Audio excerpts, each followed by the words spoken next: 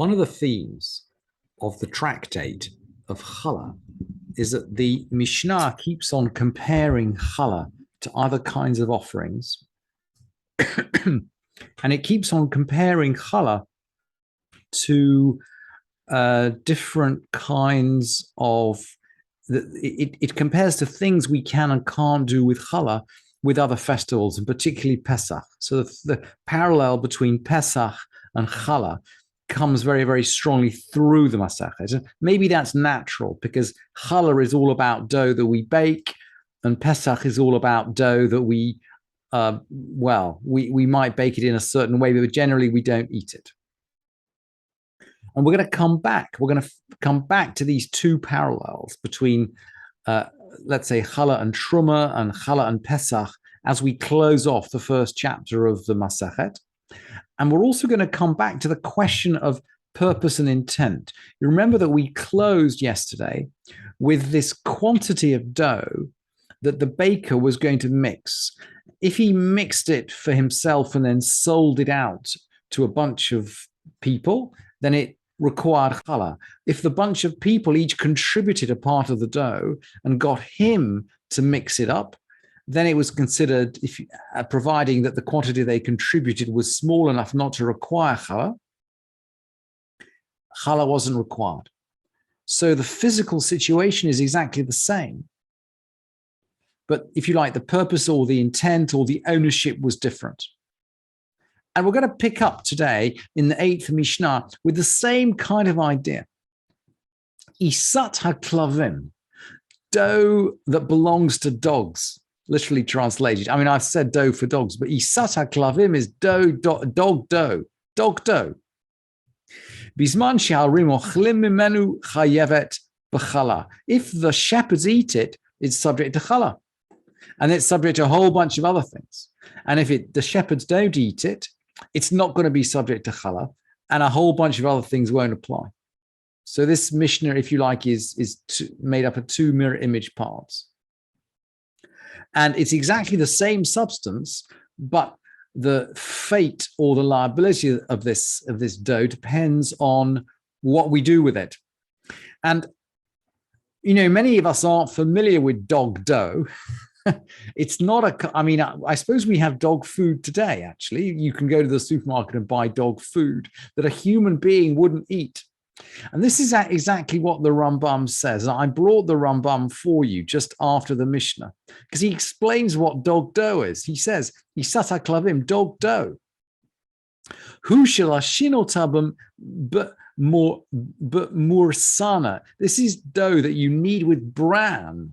You knead it with bran, so it's healthy dough. Nowadays, you do that for, you sneak it into your husband's bread just to make him a healthier person. It's kneaded with bran or similar stuff, but it's intended for dogs. It's l'achila la klavim, and similar creatures. Shelo yochal mimenu shum adam, that a person would never eat from it. And why is it not subject to Hallah? Well, he explains, actually, he goes back to one of the psukim that we looked at when we began the tractate.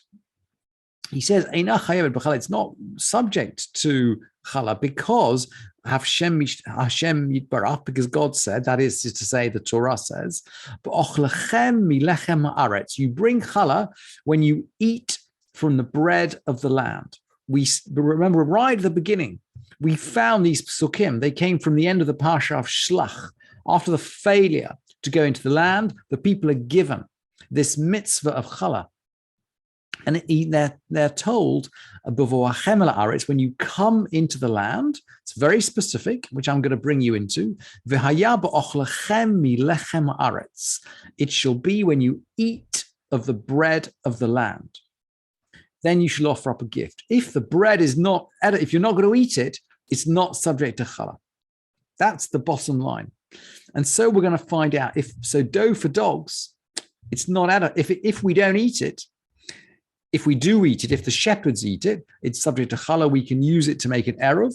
So you could use it to make an eruv chatzerot or an eruv tchumim.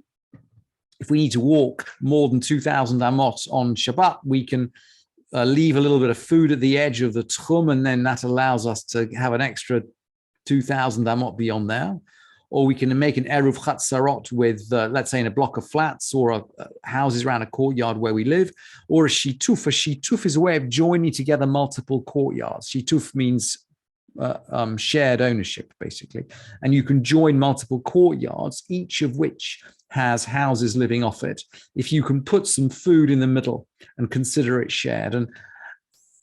And dog dough is fine for that, providing the shepherds are eating it. And the same applies, by the way. We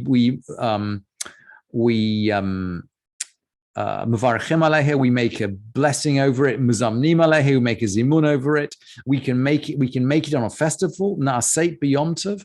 What's the difference between a festival and Shabbat? Well, on a festival, you can make food for human consumption. Ein bein.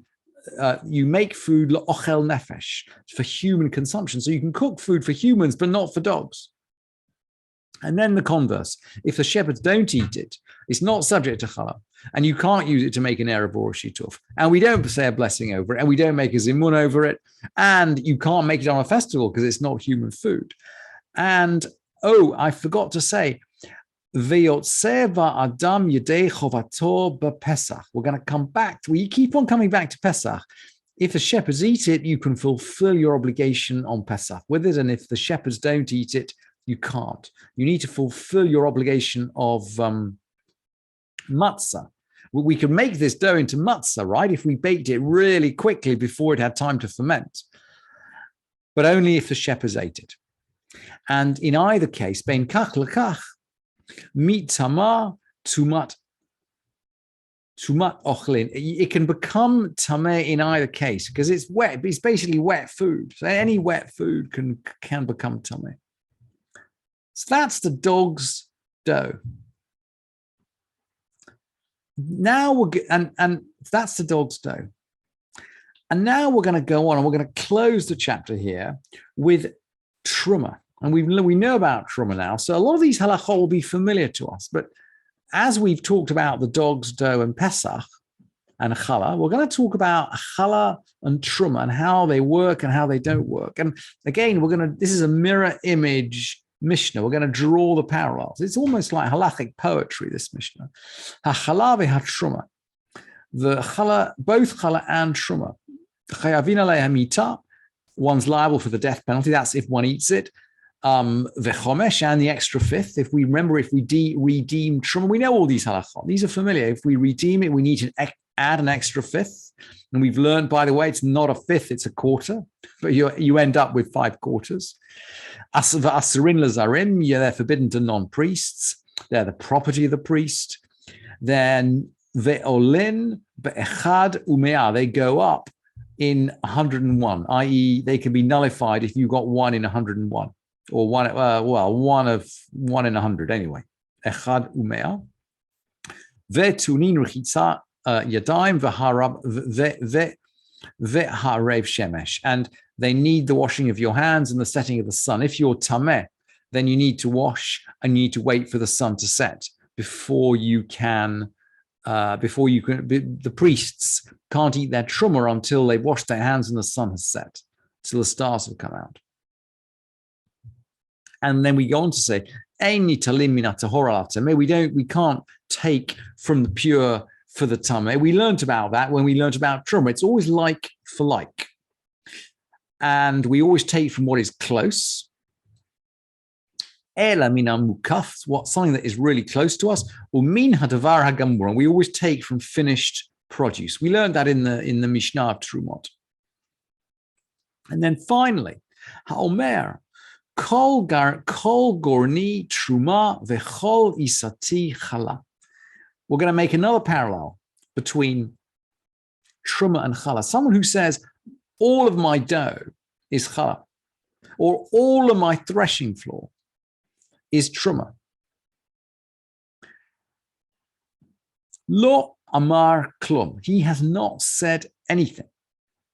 It is completely ineffectual. You can't take challah and you can't take teruma by saying the whole of my threshing floor is teruma or the whole of my threshing floor is challah, because you've got to leave something over.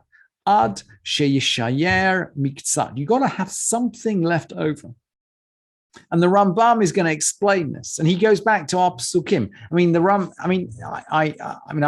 brought you the Rambam just because he's incredibly clear, because he relates it back to the psukim that we learned when we started the Masechet. He says, unless there's something left over, the issue is inyano lo nikra reshit ela. It's not called first unless some is left over. The text says from the first and not all the first. Let's go back to the pasuk. You shall offer up a cake of the first of your dough. Reshit arisotechem v'chala tarimu teruma. And then, May Reshit Arisotechem Tignu Lashem. From the first of your dough, you shall give to the Lord. I think it's from the first, which the Rambam is going to focus on. Let's have a look. He says, May, exactly, Vehu Amram, May Reshit, from the first. Velo Kol Reshit. You have to say, take from the first, but not all of the first. And thus we ruled as halacha in the tractate of teruma, and he refers back to, of course, our pasuk. So that's the close of the first chapter of Hallah.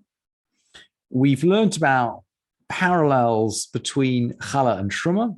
We've learned about parallels between Hallah and Pesach. We're sewing all these threads together. And we've also learned, just as we did, by the way, in the tractate of Trumot, that there's a question of purpose and intent, that the same physical substance can be treated differently in halakha depending on what you do with it. Yeah, the dog's dough is the same whether the shepherds eat it or not, but its status is different.